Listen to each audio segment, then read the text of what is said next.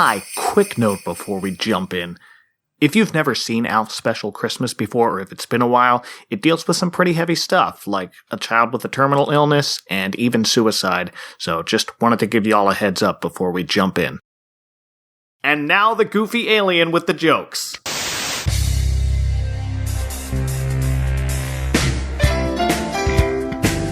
Tonight, on a very special episode of the Advent Calendar House, we watched the single most depressing Christmas special starring a wisecracking alien puppet of all time. It's 1987's ALF's Special Christmas. Remember ALF? He's back in podcast form. I sure am an ugly-looking thing, Mike Westfall, and joining me is multi-qualified doctor scheduled to work on Christmas Eve in both the terminally ill children's ward and labor and delivery. It's Jeff Summagy. Hey, Jeff. Oh, well, Mike, now it's good to be here. It's my best Willie. Oh, boy. I don't know what you're talking about. Depressing? I laughed from beginning to end.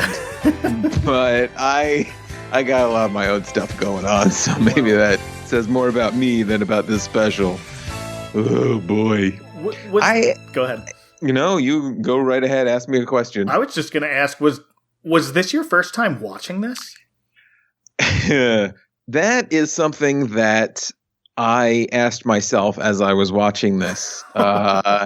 Because I did not remember this at all. And, no spoilers about how absolutely depressing this show is or what it entails. But as a kid, I definitely had an overwhelming fear of death. I would go to bed every night thinking that I would wake up to find my parents dead.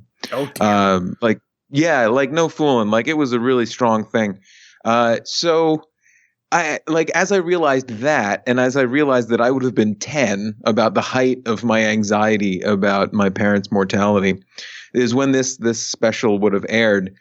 So I'm pretty sure I blocked this one out to psychologically save myself. I must have too, because I went through a similar but not quite the same thing, but things like All Dogs Go to Heaven scared the bejesus out of me. Yeah. This was, and it still is, as someone that, used to have, it's not like the fear of death or our own mortality really ever abates as we get older. It goes away maybe for the 20s when you feel like nothing can touch you. But as you start to then creep up, as I said, I was 10 in 87, so I'm now entering into my 40s, and the fear of death is coming back. This is still a pretty traumatic show to watch, even though it's for kids. It's a big bowl of sad with a side of poached cat.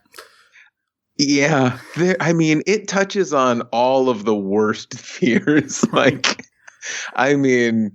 Just suicide, death, being lost, you name it. It's got it. It's great fear juice to get you fueled up, I guess. Yeah. Well, let's give a little background here. ALF's Special Christmas was an hour-long special that premiered December 14th, 1987, as what people now refer to as a mid-season finale in the middle of Season 2 of the series on NBC.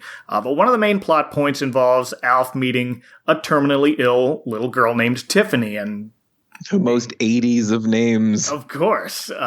And being one of her only means of comfort on what looks to be her last Christmas. No. Not what looks to be her last Christmas. They make it absolutely clear that this is her last Christmas. Yeah. There is no last minute reprieve. There is no unsurety of it. This little girl that we have come to know and love is most certainly dead today. Oh. Not the actress. I'm sure the actress is still alive. Well, let's bring that up. If you, like I was wondering, how does a heavy concept like comforting a dying child on Christmas Eve end up on the TV show with the fuzzy alien puppet with the jokes? Tiffany in this episode is based on a real-life 8-year-old girl named Tiffany who had leukemia, and her dying wish was to meet ALF. Oh, no. Oh, yes. No. Well, the man... No. Oh, Let me explain. So the man behind ALF, Paul Fusco, couldn't make it in person in time, so the Make-A-Wish Foundation set up a video conference call where ALF could meet Tiffany, and that was taped, and that tape made it to the desk of the president of NBC at the time, Brandon Tartikoff. So this appears to be all his fault, that he decided, this would make a powerful Christmas special. Wow. I mean, the only way, I guess, so that answers the question of could this special have been more depressing? And the answer is yes, they could have just shown that tape live on TV. Just run that for all of us to watch. Okay. I thought you were going to say that her dying wish was to meet Alf, and so they cast her as Tiffany in this. And I was going to be like, whoa. Actually, at the very end of the special, they have sort of in memory of this Tiffany Lee Smith, who was 8 years old and died earlier that year in 1987. So, jeez. Yeah. Well, that doubled down on the depression for me. Yeah, well, that story came out in 2017 by Yahoo, speaking of things from our ancient past. Did a whole story of it on the 30th anniversary of this episode. But to find out how Alf met a dying child, we first have to take it back to the Tanner family's long car trip to a remote cabin in the mountains with no electricity and water from a well pump. Mm-hmm. Jeff, have you ever spent Christmas in the woods with no power?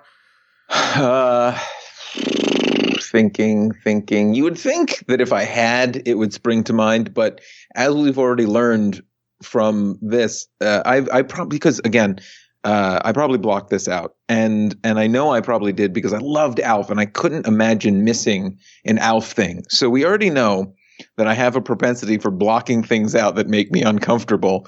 And spending Christmas in a cabin with no electricity and no running water would be a nightmare of mine. So I may have blocked that out as well. I should probably write to my parents because this does sound like something that, at least my mom would have loved to have done. Like, it'll be so rustic. It'll be like, simpler times, like when people died of dysentery. It would be fun to go to a cabin. So the idea is that Willie wants his family to experience, based on the story he tells, he wants his family to experience what I like to term poverty Christmas, but with presents, because he tells the stories like, we got thrown out. I'm not going to do Willie anymore. We got thrown out, and this guy George heard about it, and he let us stay in the cabin, and we didn't have gifts, we didn't have anything, and it was like the greatest time of my life. And like any parent who thinks that they want their child to relive their childhood because they idealize it, decides to do the same. But he doesn't go whole hog. They still bring presents up, as we learn later when Alf causes hijinks and shenanigans with that.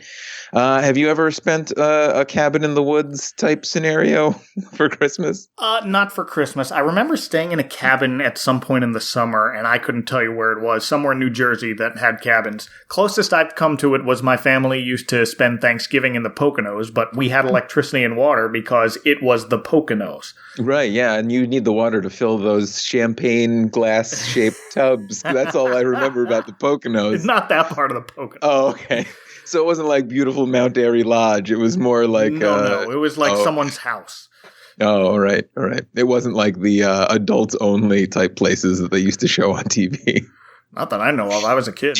Do you remember those? Like, that was like a huge part of my life growing up, was just being fascinated about these commercials about like, champagne tubs and all this. It looks so great. It looks so adult. And I just thought, like, one day I'm going to be old enough to go on a retreat with someone who might love me to one of these things.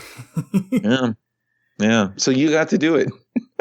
Something in some way, shape, or form. Yeah. I think I've only driven through the Poconos. Yeah.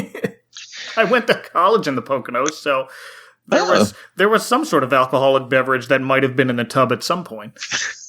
Right. You were bathed in alcohol for most of that time, just like those people on the commercial one. One thing that struck me about this special, because immediately after they get to the cabin, it is established how annoying Alf is.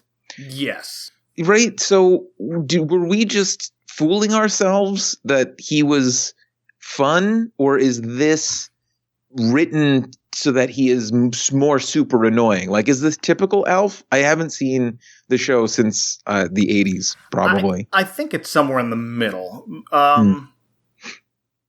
Let's sum up quickly for those who are either not too familiar with Alf's backstory or it's been a long time. Alf is an acronym for alien life form. Right. He's from the planet Melmac. He crash landed on Earth. His real name is Gordon Shumway. But in what, Jeff, you once called a study of human ignorance, the Tanner family who took him in only ever calls him Alf. Yeah, it's really weird. He has a name, and it is just, they are willfully calling him Alf repeatedly. And in this episode, we come to find later when he introduces himself to Tiffany, the dying little girl, he introduces himself as Alf, which means that he has been exposed and worn down enough by the Tanner family that he no longer remembers his given name and will just go by the human name of Alf. Well, he does bring it up later, but we'll get to that. He does. Yeah. As an alien from another planet, he's still trying to figure out everything surrounding Christmas, so his opening of everyone's gifts as part of the annoyance here before Christmas morning can and should be pardoned by not understanding how any of this works. See, but I feel like it's not a fish out of water scenario here. Like, this isn't the first time he's encountered a gift. He should know not to open them. It's more of a study in willful ignorance at this point for me. And I think that's what really bothered me right off the bat. You know, I mean, I'm now 30 years older looking at Alf through old man eyes who, you know, if someone acts like this around me now, I'm leaving. I'm just walking away from them. And at the time, I'm sure I found him delightful. But so he delves into this kind of willful ignorance of like, well, how was I supposed to know? And it's like, you're not an idiot. You're just an alien. Like, if we went to another planet and we just like started picking stuff up and throwing it on the ground and being like, how was I supposed to know I couldn't just throw that against the wall? Like, no, just have some, well, I was going to say human decency, but he's definitely not human.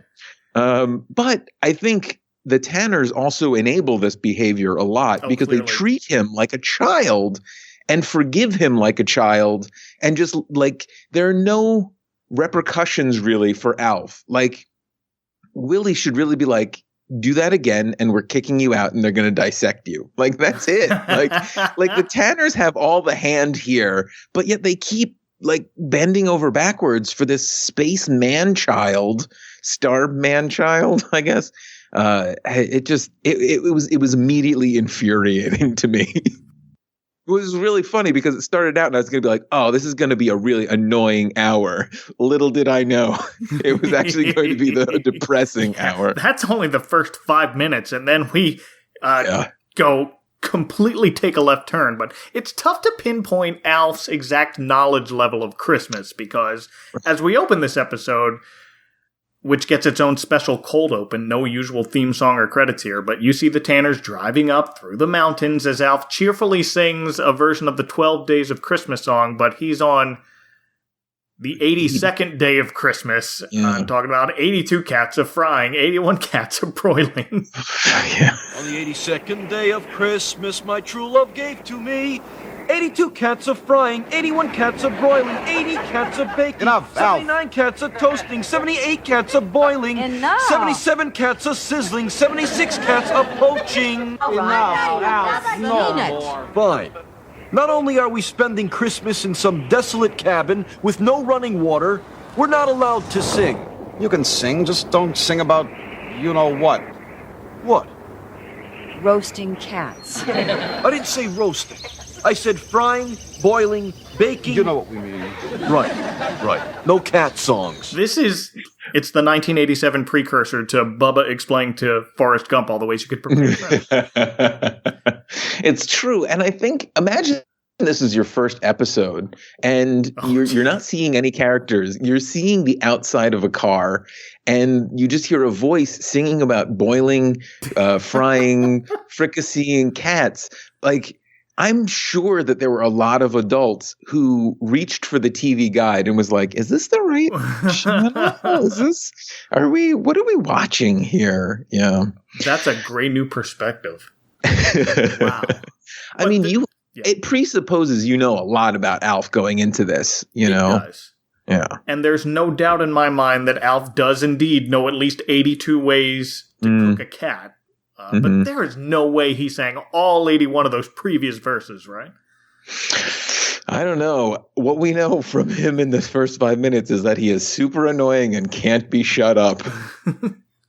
And I think maybe as a kid, that's what I loved about him, is because, you know, he was annoying, but he got laughs and no one shut him up. And I think that is like the sweet spot for a 10-year-old.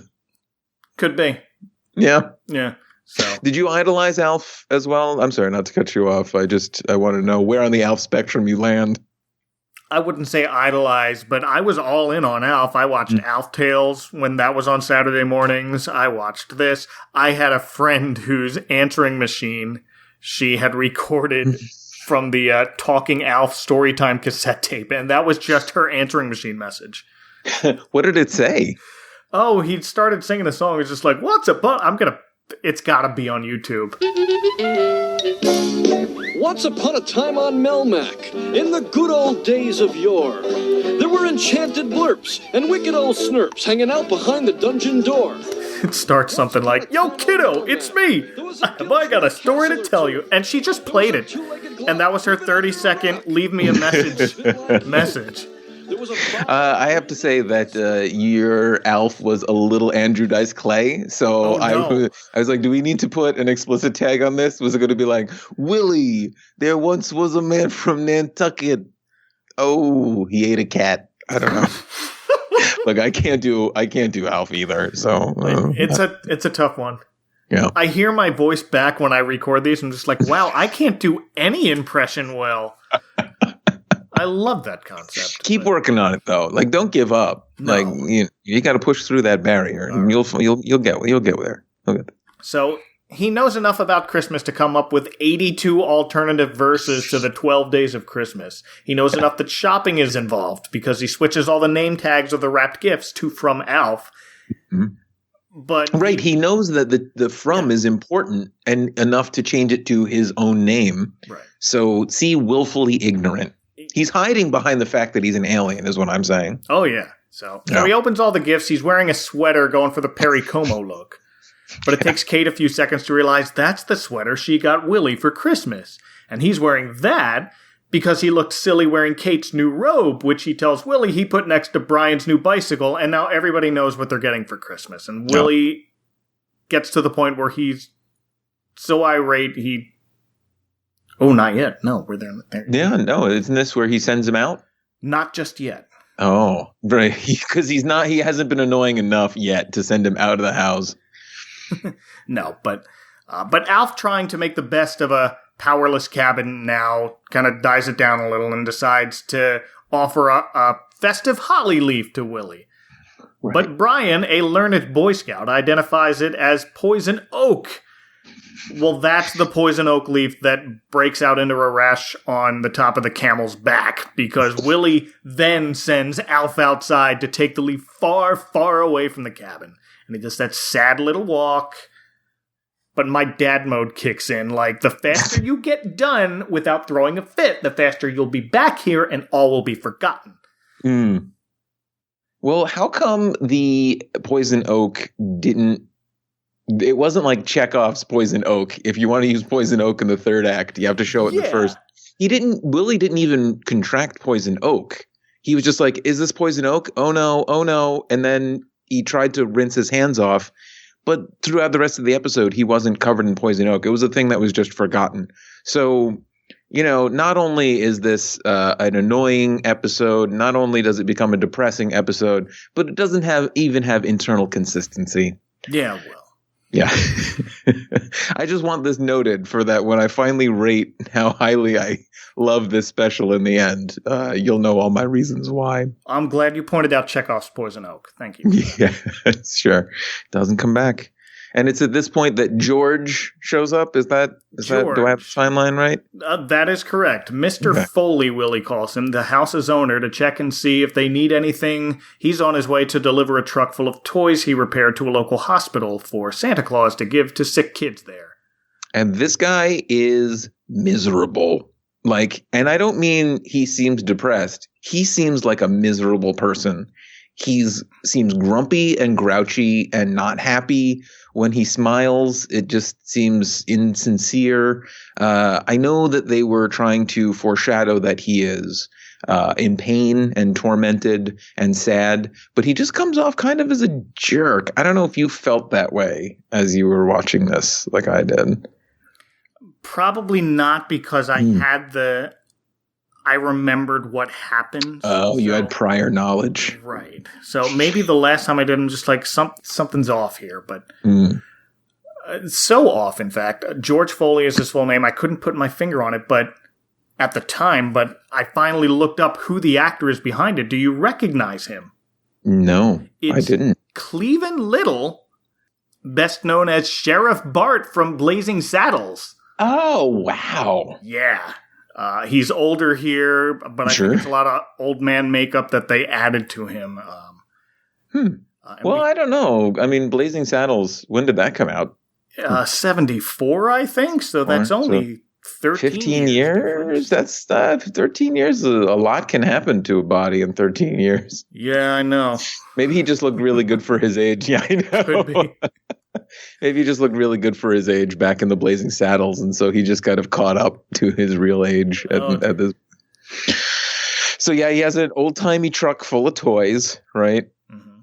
And Alf decides to sneak into it because, as we know, he likes opening gifts, and he hears the word gift, and after being upbraided by Willie for opening gifts, he wants to go and open more gifts that aren't his. So see, again, willful ignorance. He should have learned his lesson and known not to open other people's gifts, but he is lured into the back of a van with the promise of all these gifts.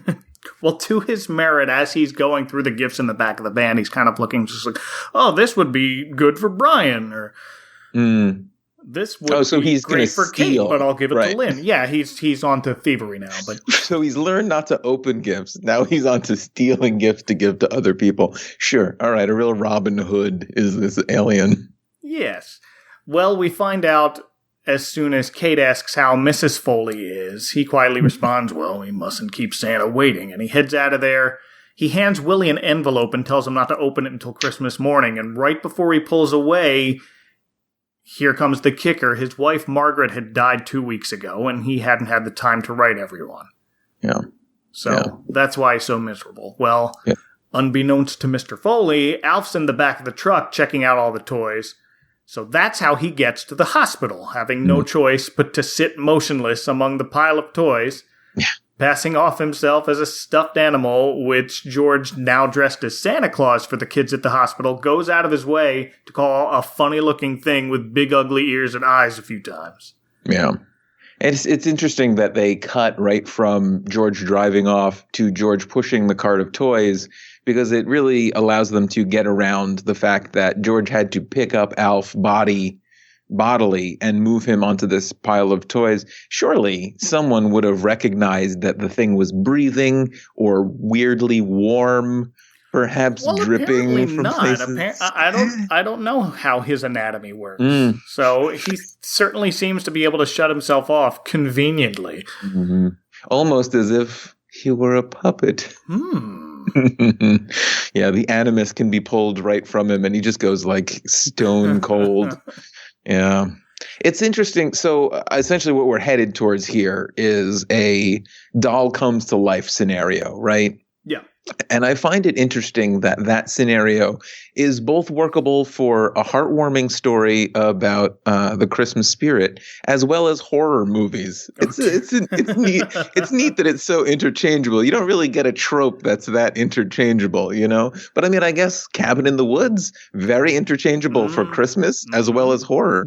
I think what I'm saying is that there's a lot more to horror in Christmas than we think.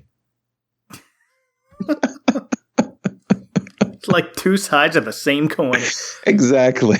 Ew. Santa, Satan, you get it. The whole deal. Yep. Well, speaking of Santa here, I like that, George, as we mentioned, is Cleveland Little, and Black Santa looks just right in whatever version of 1987 this takes place in. I will say that for a special taking place in 1987, I was pleasantly surprised by the amount of diversity in this show. I mean, George, the main character, African American, the doctor in charge of the hospital as well. It's more diverse. I know, and I said that's like two characters, but even with that, that's more in a show that only has 6 characters. Right. This is the only doctor we see in that hospital. Right. And like, no, I don't know, name another Christmas special that's come out in the last 5 years that is as diverse as this. Like, turn on the Hallmark Channel and it's just wall to wall white guys. You know what I mean? So I was very pleasantly surprised at their casting choices. That's a really big thumbs up in my book. This. And no kid bats an eye. It's Santa. He's there because it's Christmas Eve and he has toys. All is as it should be. Right. And they didn't even play it for laughs. Like, they didn't have the one, like, jerk dying kid who's like, you don't look like Santa. No jokes about it. It was normalized. It was great. It was absolutely great. And here is where we meet Tiffany, played by young actress Carrie Houlihan. She doesn't appear to still be acting, but as a kid, she was Molly in Our House, playing younger sister to Shannon Doherty and granddaughter to a younger, healthier, slightly less Quaker Oats-filled Wilford Brimley. I remember that show. Wasn't that the one where the father was the greatest American hero? Possibly. Yeah.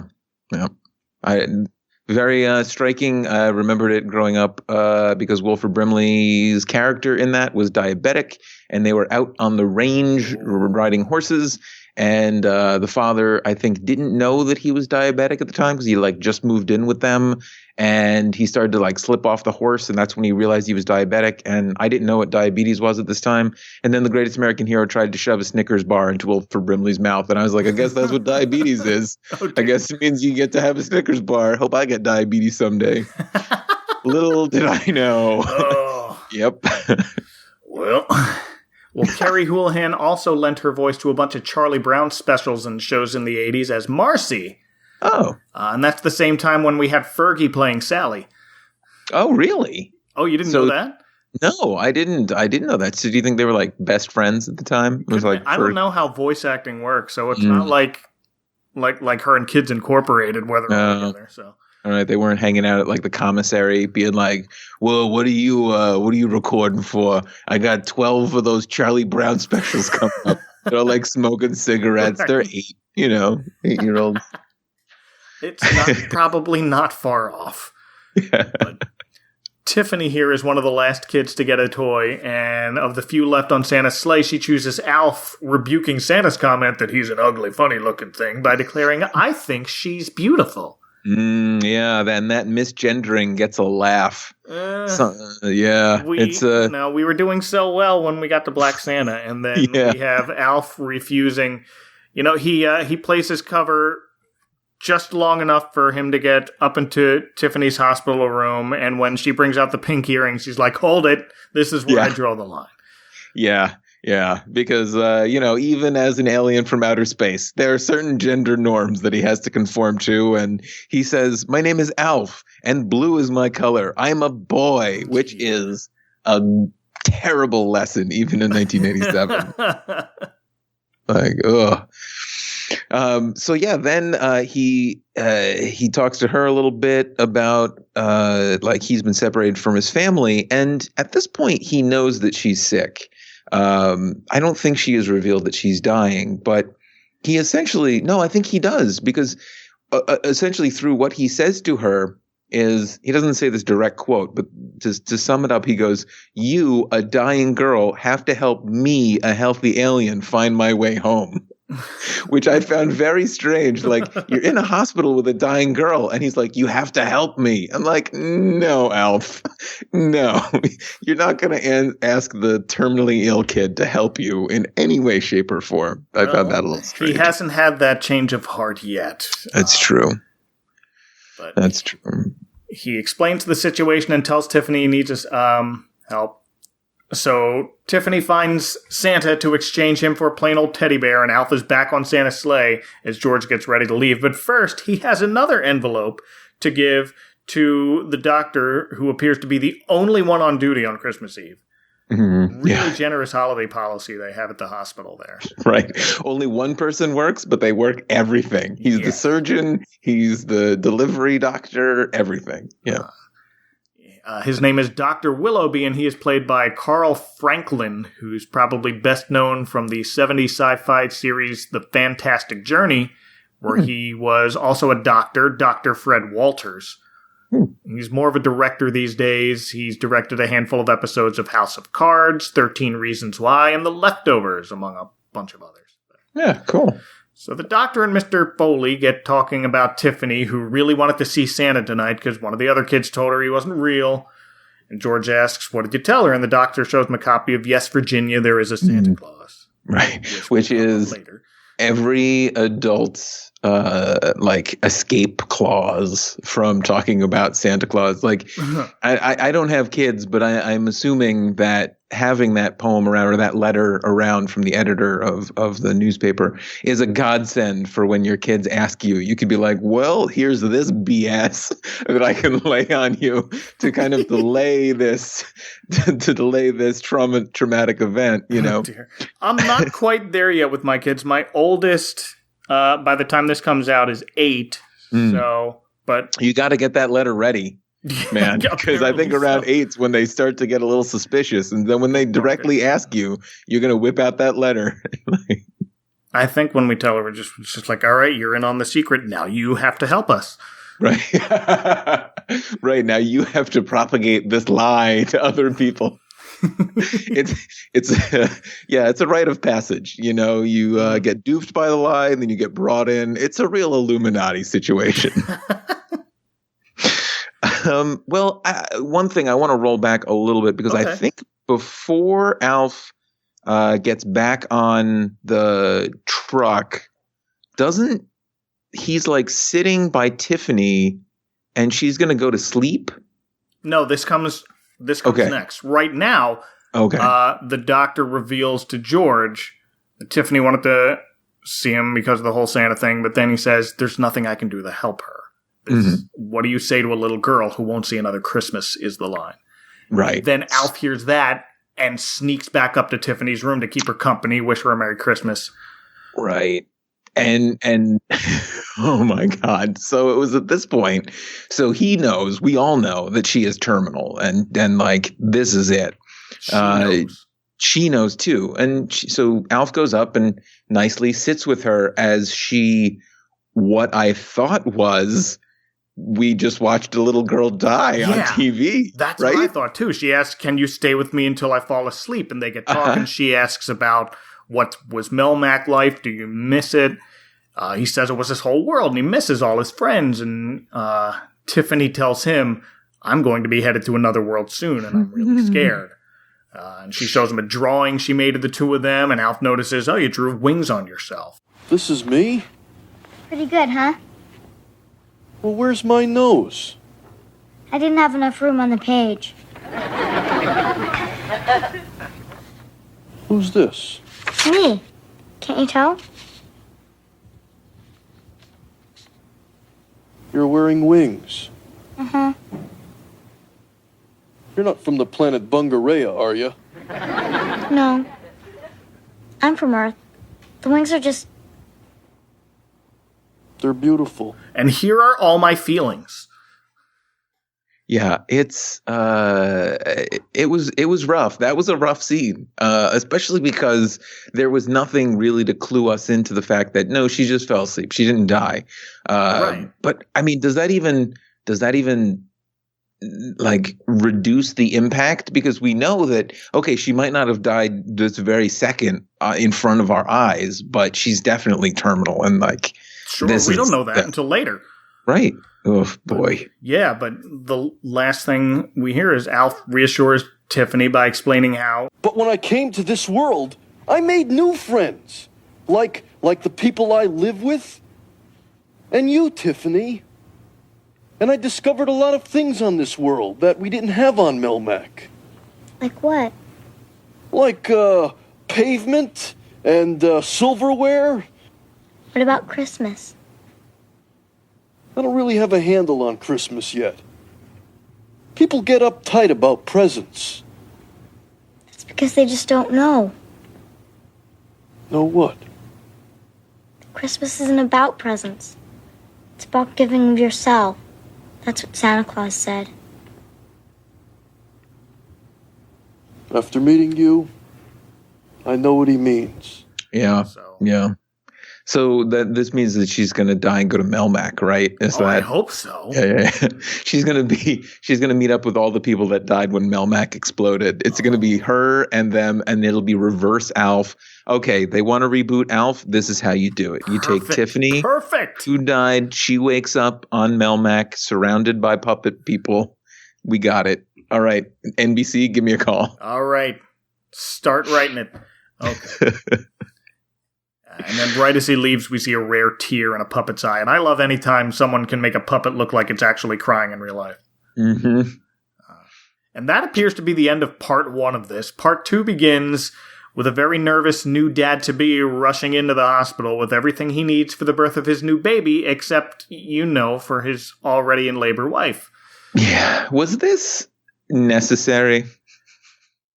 I mean, was the whole birth thing necessary? Like this whole to-do about her, and then they get her in and they're talking to the doctor, and there's a joke about, oh, we need a sedative, and it's like, it's for the husband, not you. It's like, it just kind of felt like this weird shoehorned in thing. I don't like. We needed something. We needed a redemption angle for Alf, and here it is, and we'll get to that later. Okay. But this is filler just to stretch this out into what is in reality 2 episodes that make up one big long special, I think. Yeah. I don't know. I feel like they could have, put in another song or something. Oh, yeah, well, that would have been fun. But as our overly nervous new dad, it's Glenn Withrow, a.k.a. Tim Shepard, one of the greasers in The Outsiders. Oh, wow. And this is a who's who of like, oh, hey, that was someone? Yeah.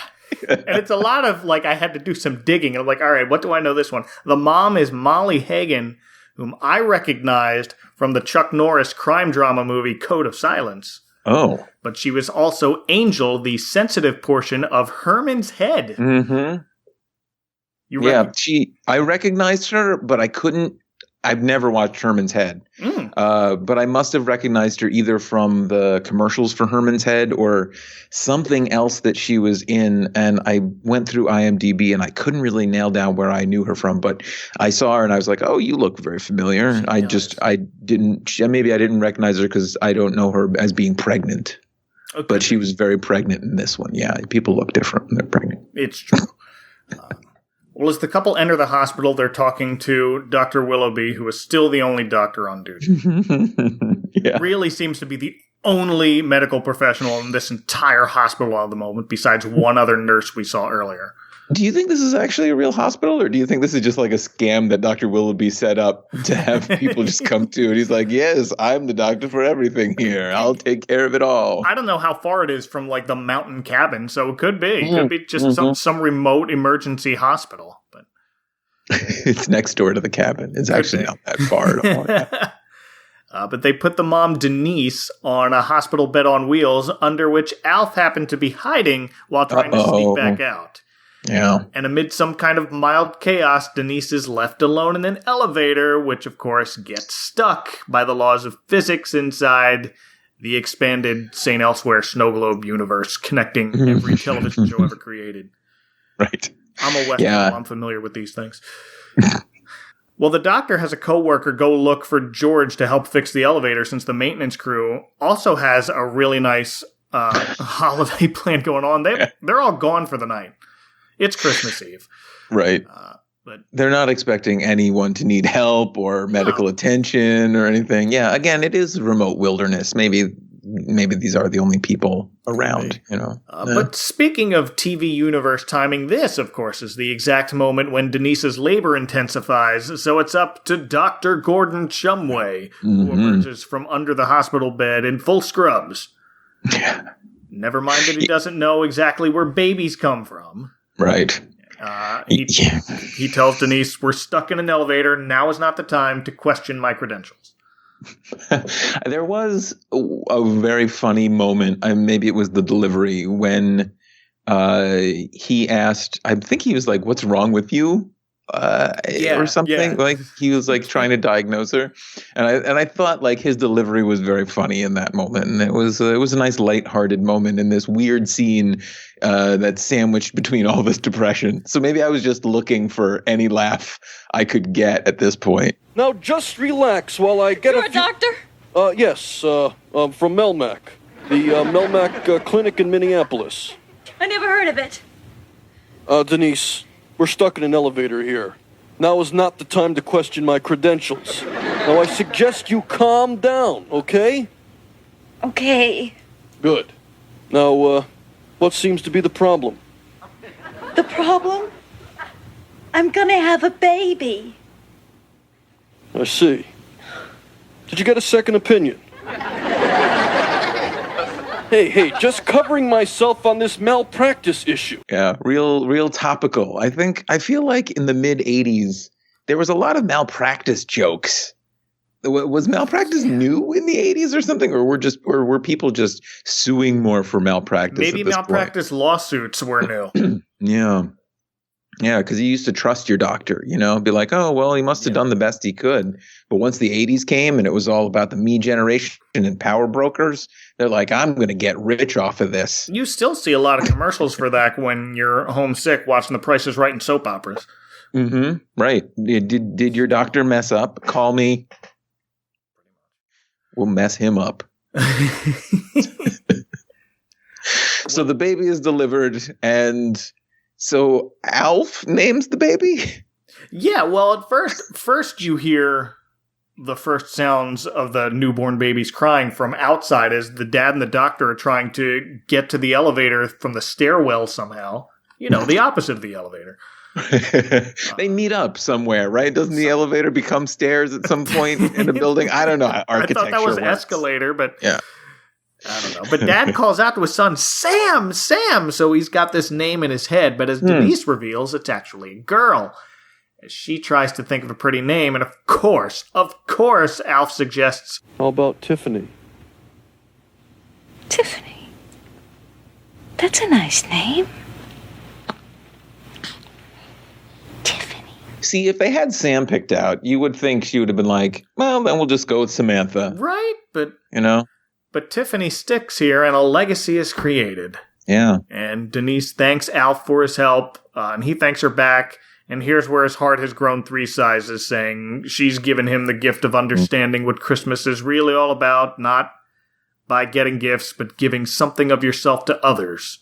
Did you have a moment of panic thinking that we were going to find out that our Tiffany, the dying girl, had died at that exact moment of birth? Absolutely I did. I'm glad you also did.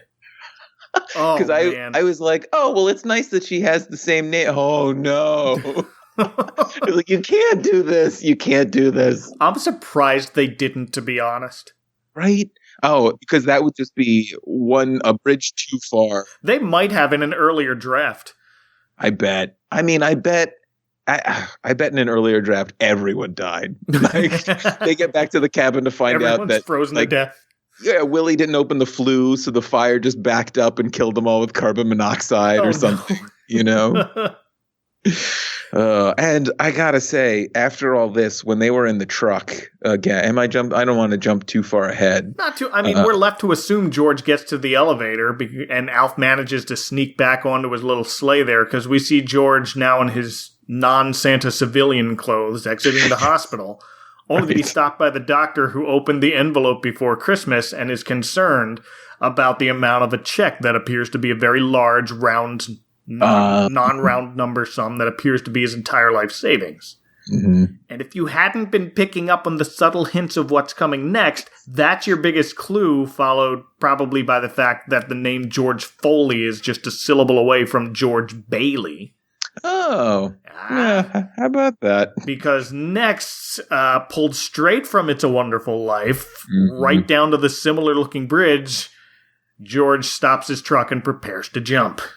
Yeah, honestly, after it was revealed that, the doctor revealed that he was essentially headed towards suicide and really didn't do much to stop George or comfort him at that time. He's just like, this looks suspicious. And George is like, hey, what can you do? I'm off to go jump off a bridge, and drives off. I with the tone of the show up to this point, I kind of expected George to just drive the whole truck off a cliff. Just like take Alf out. Like I said, I really was looking for a much darker ending. Just drive off a cliff. Alf's dead. George is dead. The family's asphyxiated in the cabin. But yeah, a real George Bailey moment.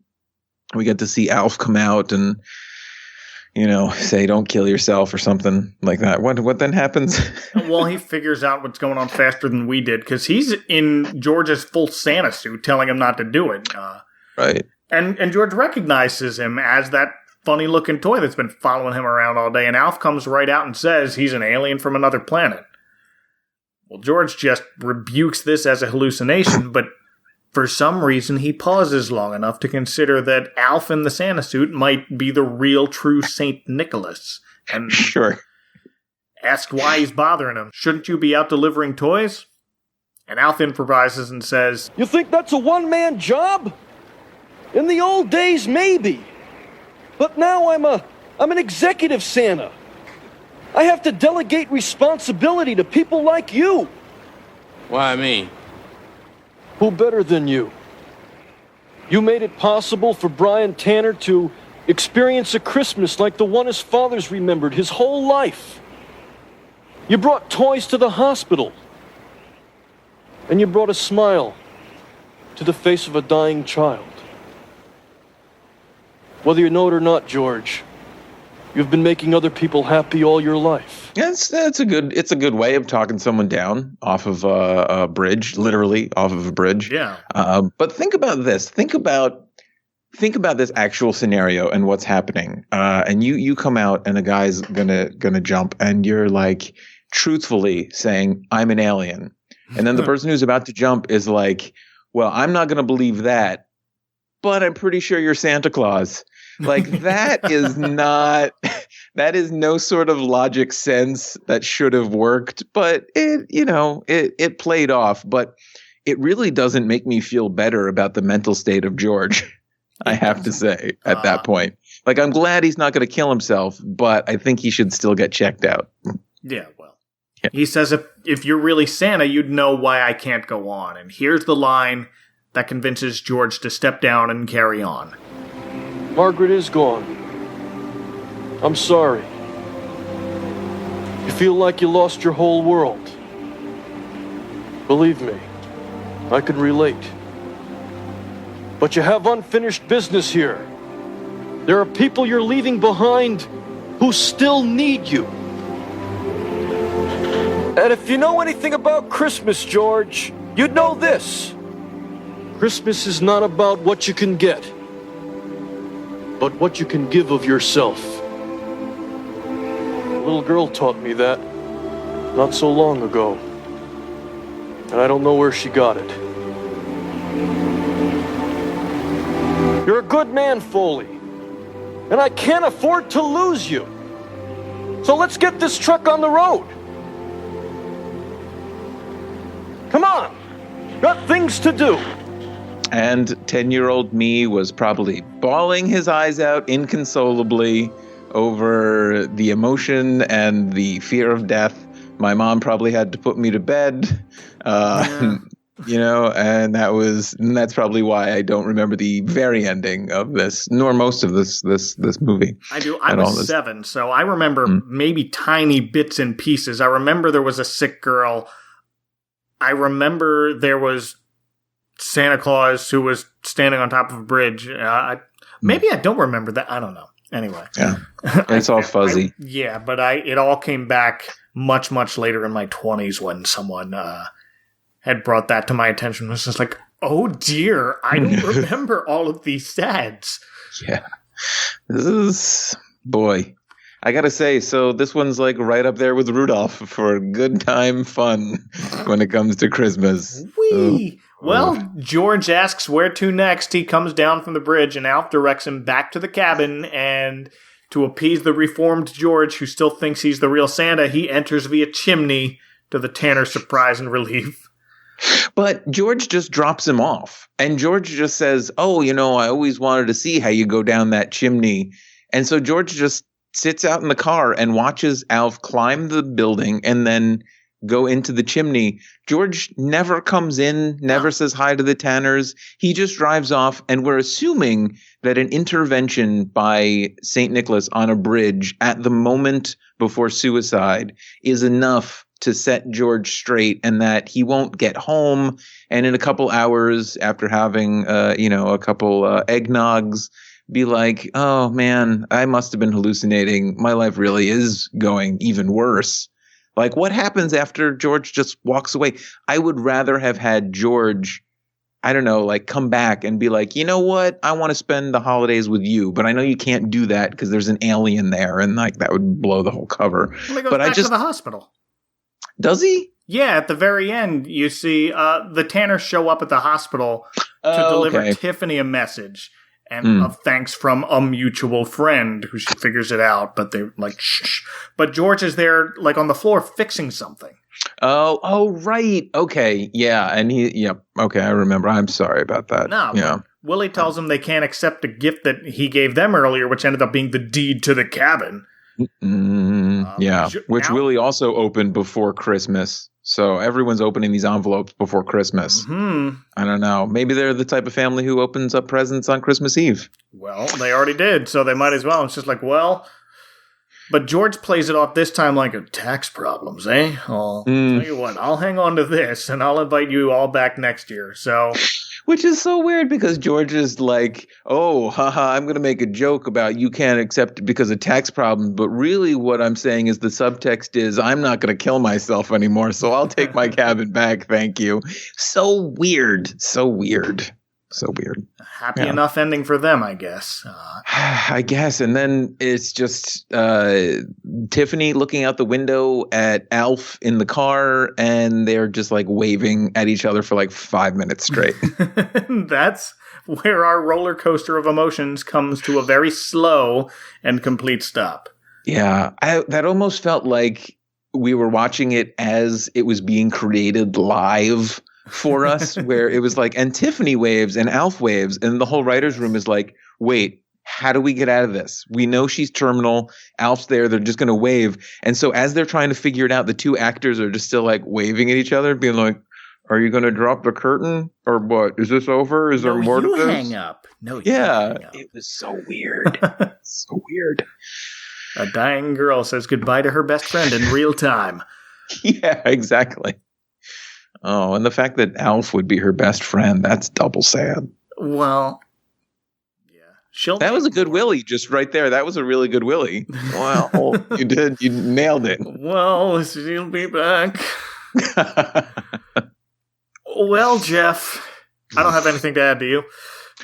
I am exhausted. I like watching this was, shocking to me. Like, it was kind of like, when a friend of yours falls down and you just like, you see that it's a tragedy and you just start laughing about it, but then you didn't realize that there's actually now a bone protruding from his arm or something. Oh, so it was like that, where it was so tragic that I was laughing at it. And it wasn't until the end where I was like, oh my God, this was really awful.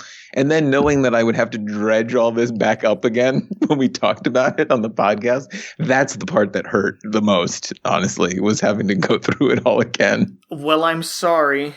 No, I wouldn't change a thing. And thank you for trudging through this one with me. I'm glad we made it to something close enough to a happy ending here. Did you know how terrible this was going to be when you assigned this to me? I sure did. Oh, you did? You jerk. I needed someone. You mentioned it on Twitter, something about the whole thing with Alf and his real name, but everybody's calling him Alf. You look like an Alf. So It's true. like, all right, I got my guy. Oh man, I'm sorry I ever made that at least one joke. person say, "Nope, I'm out." So, So you had to find a sucker. Yeah, you had to find a sucker who didn't remember it. And I'm glad I could be that sucker. I mean, look, I'm glad I was traumatized by this. And talking about it with you, it's almost like therapy. So I think I'm much better now. Yeah. Yes, Thank you. no, I absolutely am using this as therapy. Yeah. Dr. Westfall, thank you so much. Indeed. And speaking of suckers, if people want to deck your remote cabin with boughs of poison oak, Jeff, they're probably not going to be able to find you online there because the reception stinks. But once they get back to somewhere resembling civilization, where are you on the internet? You can find me on Twitter at Summerjam, SOMMERJAM. And thanks to you for listening if you've made it this far. You can follow along at adventcalendar.house. We're on Twitter at adventcalhouse. I know we've had our fun talking about how depressing it was. If you have not seen this special, you guys really should. It is worth sitting through once. It's so unique for a Christmas special that just as a case study of what not to do. Case study is a really appropriate word here. Yeah, I think so. I don't know. What about you? Do you think people should watch this, or just like, nah, it's probably best not to? I would absolutely recommend it with that warning that this is going to get heavy really fast. Yeah. Like, not at the beginning, but then all of a sudden you're there and it's just like, what happened? Yes. Yeah. So, definitely a thumbs up. Give it a watch. That's what. Yeah. Awesome. Yes, Virginia, there is a Santa Claus. He exists as certainly as love and generosity and devotion exist. How dreary would be the world if there were no Santa Claus. It would be as dreary as if there were no Virginias. There would be no childlike faith then, no poetry, no romance to make tolerable this existence. The eternal light with which childhood fills the world would be extinguished. The Advent Calendar House is part of the Christmas Podcast Network. To find more shows like this one, visit ChristmasPodcastNetwork.com.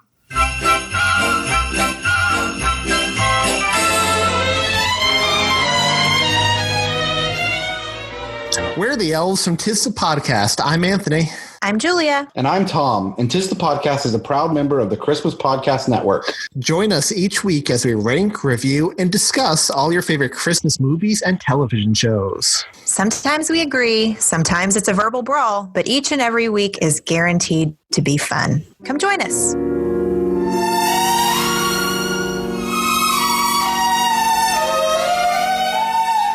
Next time on the season finale of the Advent Calendar House. Here comes Santa, girls and boys. So who needs that big red noise? I'll tell him where to put his toys. I hate Christmas. And if you want the truth, I ain't so crazy about that.